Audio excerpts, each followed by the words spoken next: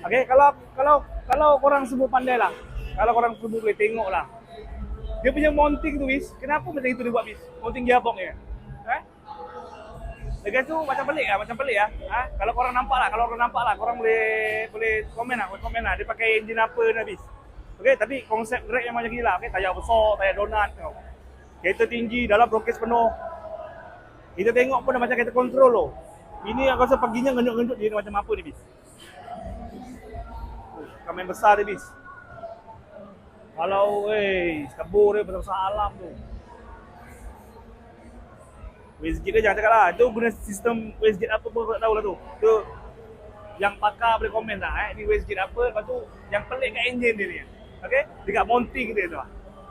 Kenapa macam itu mounting dia? Okay? Siapa yang tahu? Boleh komen lah. Boleh komen lah. Apa je lah.